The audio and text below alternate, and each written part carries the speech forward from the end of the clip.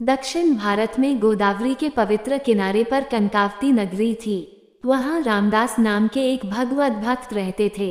वे जाति के चमार थे। घर में मूली नाम की पतिव्रता पत्नी थी और एक सुशील बालक था। स्त्री पुरुष मिलकर जूते बनाते थे। रामदास उन्हें बाजार में बेच आते। इस प्रकार अपनी मजदूरी के पवित्र धन से वे जीवन निर्वाह करते थे। 3 प्राणियों का पेट भरने पर जो पैसे बचते वे अतिथि अभ्यागतों की सेवा में लग जाते या दीन दुखियों को बांट दिए जाते। संग्रह करना इन भक्त दंपति ने सीखा ही नहीं था। रामदास घर में कीर्तन किया करते थे। जूता बनाते बनाते भी वे भगवान नाम लिया करते थे। कहीं कथा कीर्तन का पास पड़ोस में समाचार मिलता तो वहां गए बिना नहीं रहते थे। उन्होंने कीर्तन में सुना था, हरि में जैसो तैसो तेरो। ये ध्वनि उनके हृदय में बस गई थी। इसे बार बार गाते हुए वे प्रेम विह्वल हो जाया करते थे। अपने को भगवान का दास समझकर वे सदा आनंदमग्न रहते थे। एक बार एक चोर को चोरी के माल के साथ शालग्राम जी की एक सुंदर मूर्ति मिली। उसे उस मूर्ति से कोई काम तो था नहीं। उसने सोचा, मेरे जूते टूट गए हैं, इस पत्थर के बदले एक जोड़ी जूते मिल जाएं तो ठीक रहे। वह रामदास के घर आया। पत्थर रामदास को देकर कहने लगा, देखो तुम्हारे औजार घिसने योग्य कितना सुंदर पत्थर लाया हूँ। मुझे इसके बदले एक जोड़ी जूते दे दो। रामदास उस समय अपनी धुन में थे। उन्हें ब्रह्म ज्ञान पूरा नहीं था। ग्राहक आया, देख अभ्यासवश एक जोड़ी जूता उठाकर उसके सामने रख दिया। चोर जूता पहनकर चला गया। मूल्य मांगने की याद ही रामदास को नहीं आई। इस प्रकार शालग्राम जी अपने भक्त के घर पहुंच गए। रामदास अब उन पर औजार घिसने लगे। एक दिन उधर से एक ब्राह्मण देवता निकले। उन्होंने देखा कि यह चमार दोनों पैरों के बीच शालग्राम जी की सुंदर मूर्ति को दबाकर उस पर औजार घिस रहा है। ब्राह्मण को दुख हुआ ये देखकर। वे आकर कहने लगे, भाई मैं तुमसे एक वस्तु मांगने आया हूँ। ब्राह्मण की इच्छा पूरी करने से तुम्हें पुण्य होगा। तुम्हारा ये पत्थर मुझे बहुत सुंदर लगता है, तुम इसको मुझे दे दो। इसे न पाने से मुझे बड़ा दुख होगा। चाहो तो इसके बदले 10-5 रुपये में तुम्हें दे सकता हूँ। रामदास ने कहा, पंडित जी ये पत्थर है तो मेरे बड़े काम का।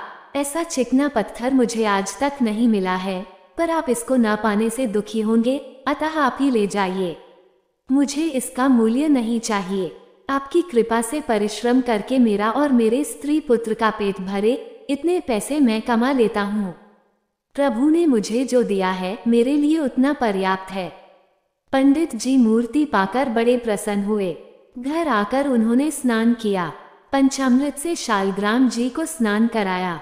वेद मंत्रों का पाठ करते हुए षोडशोपचार से पूजन किया। इसी प्रकार वे नित्य पूजा करने लगे। वे विद्वान थे, विधि पूर्वक पूजा भी करते थे, किंतु उनके हृदय में लोभ, ईर्ष्या, अभिमान, भोगवासना आदि दुर्गुण भरे थे। वे भगवान से नाना प्रकार की याचना किया करते थे। रामदास अशिक्षित था, पर उसका हृदय पवित्र था। उसमें न भोगवासना थी, न लोभ था। वह रूखी सूखी खाकर संतुष्ट था। शुद्ध हो या अशुद्ध, पर सात्विक श्रद्धा से विश्वासपूर्वक वह भगवान का नाम लेता था। भगवान शालग्राम अपनी इच्छा से ही उसके घर गए थे। जब वो भजन गाता हुआ भगवान की मूर्ति पर औजार घिसने के लिए जल छोड़ता, तब प्रभु को लगता कि कोई भक्त पुरुष सूक्त से मुझे स्नान करा रहा है। जब वो दोनों पैरों में दबाकर उस मूर्ति पर रखकर चमड़ा काटता, तब भाव में सर्वेश्वर को लगता कि उनके अंगों पर चंदन कस्तूरी का लेप किया जा रहा है। रामदास नहीं जानता था कि जिसे वह साधारण पत्थर मानता है वे शालग्राम जी हैं, किंतु वह अपने को सब प्रकार से भगवान का दास मानता था। इसी से उसकी सब क्रियाओं को सर्वात्मा भगवान अपनी पूजा मानकर स्वीकार करते थे।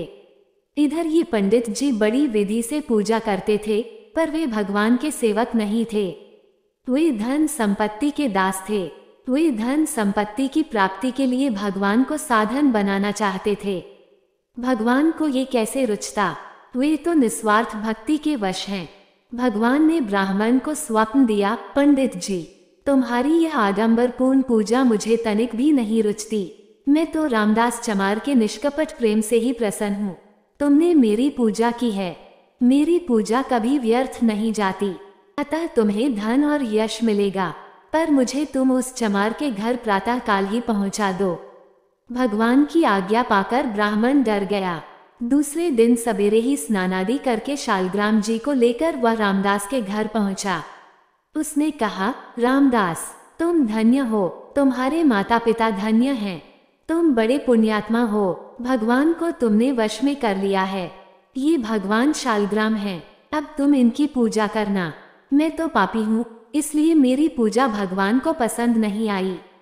भाई, तुम्हारा जीवन पवित्र हो गया, तुम तो भवसागर से पार हो चुके। रामदास ने ब्राह्मण के चरणों में प्रणाम किया।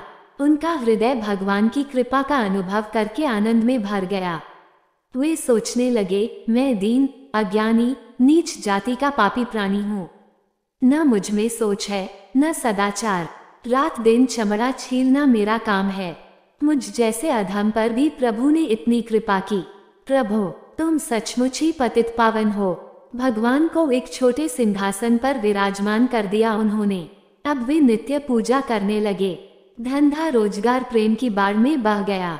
वे दिन भर रात भर कीर्तन करते, कभी हंसते, कभी रोते, कभी गान करते, कभी नाचने लगते, कभी गुमसुम बैठे रहते।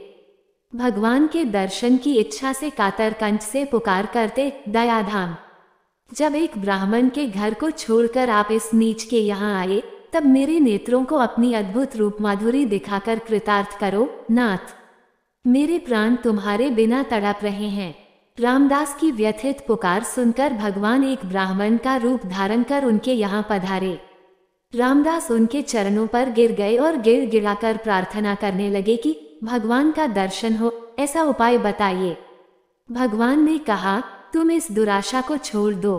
बड़े बड़े योगी, मुनि जन जन तप, ध्यान आदि करके भी कदाचित ही भगवान का दर्शन पाते हैं।